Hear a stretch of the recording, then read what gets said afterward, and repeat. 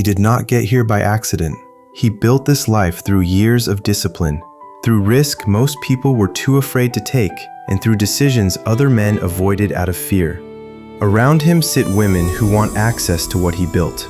His phone stays full of numbers from women he met at events, through friends, and through chance meetings he barely remembers.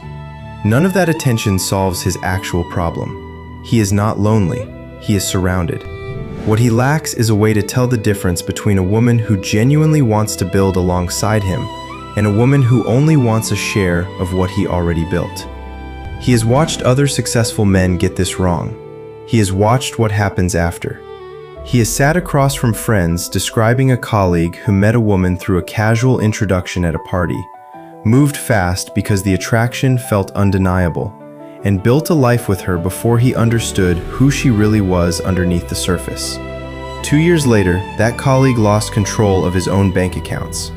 His business slowed down because his mind stayed somewhere else entirely, buried inside conflict at home. A calculative man does not take stupid risks that can put everything he built in danger. He understands that a business decision this large deserves the same caution he applies to every serious investment he has ever made. He has also heard the quieter fears men rarely say out loud. Whether the children carrying his name are genuinely his. Whether a wife's loyalty runs as deep as her words claim it does. Those fears are not paranoia. Recent public cases involving disputed paternity have placed this exact conversation on the minds of serious men across the country, and he is not exempt from thinking about it too. He tried the apps for a season, the way most successful men eventually do. What he found there was a marketplace built around visibility, not character. He tried social introductions through friends and through business circles. What he found there was proximity mistaken for compatibility, connections built on convenience rather than genuine alignment. Every one of those environments produces the same result. A woman who performs well during the introduction stage and reveals her real character only after months or years have already passed. A serious man does not need to depend on luck. Luck is what a man relies on when no better process exists. Once a better process exists, luck stops being good enough. Heritage Relations Institute exists for the man who has already proven himself in business, in family, and in his own community, and now wants the same seriousness applied to the most important decision remaining in his life. Every woman inside HRI's introduction pool goes through a complete vetting process before HRI ever considers introducing her to a client.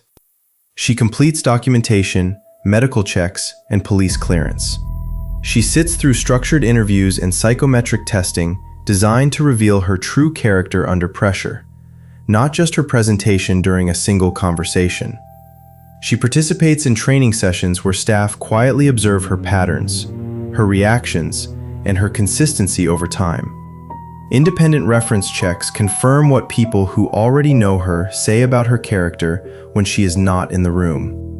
The men who come to HRI are smart enough to know that documents alone cannot prove who a person really is. That is exactly why HRI goes further, calling references directly and asking real people for real opinions about her character. The woman HRI introduces him to carries both sides of what a serious man actually wants. She holds herself with the confidence and presence that belongs beside a man of his standing. She also carries the values that make a home peaceful instead of exhausting. She is ready to build a family that carries his name and his blood, not a family built around someone else's mistakes from before he ever met her. She is not interested in competing with him for control of his own household. She is interested in building alongside him, supporting the vision he has already spent years constructing. HRI does not waste his time introducing him to women who fall short of this standard. Every profile inside his introduction pool already cleared the full vetting process before his name ever entered the conversation. He has watched a friend discover, years into a marriage, that his wife's loyalty was never what she claimed it to be. He has watched a man's bank account drain slowly over months, spent on things that had nothing to do with the family he thought he was building.